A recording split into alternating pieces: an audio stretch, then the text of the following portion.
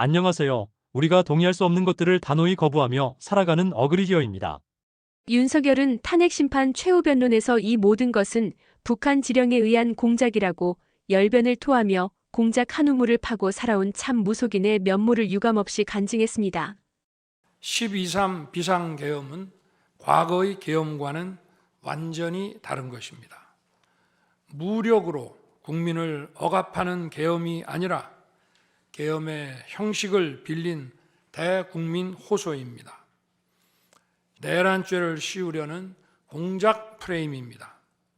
어떻게든 대통령을 끌어내리기 위한 선동 공작입니다. 결국 북한의 지령대로 된 것 아닙니까? 우리는 윤석열이 누구의 지령으로 비상계엄 내란을 일으켰는지가 더 궁금합니다. 명태균은 없는데 김건희인지 천공인지 과연 누구의 지령을 받은 걸까요? 미치도록 궁금합니다.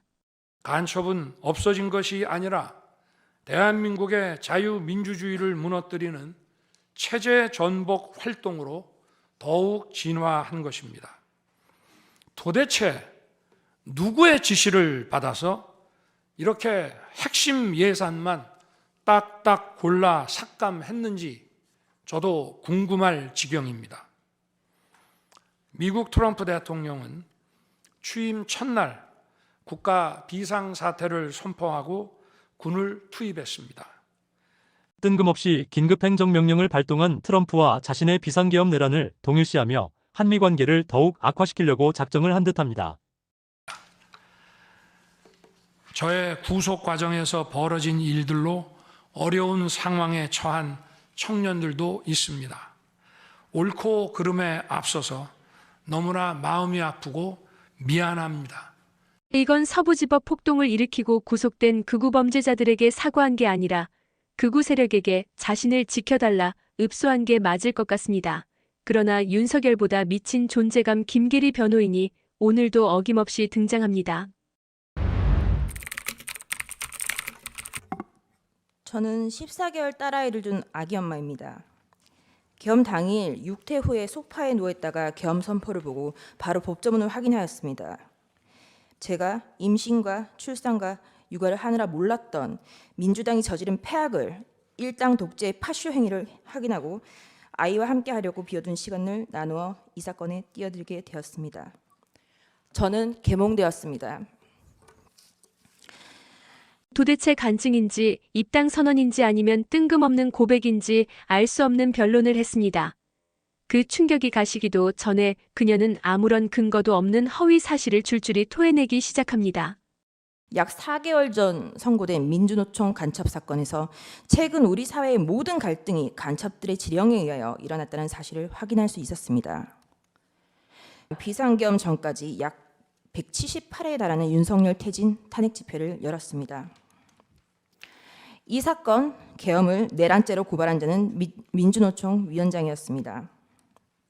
이재명은 민주노총을 찾아가 민주노총은 탄핵 사태 때 가장 큰 역할을 하였다고 감사 인사를 하였습니다.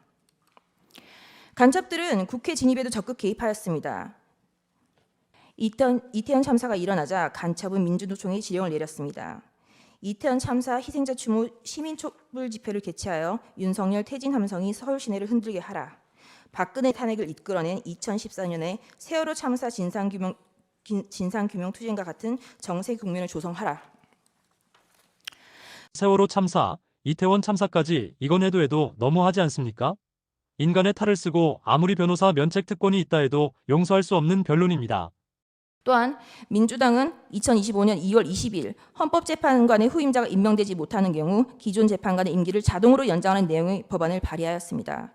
간첩 얘기를 떠들다가 뜬금없이 헌법재판관을 걸고 넘어지는 황당한 논리 전개는 변론이 아닌 정치 선동입니다. 김계리가 박선영 교육감 후보 시절 대변인을 지낸 과거를 알게 되면 더 이상 설명이 필요 없습니다.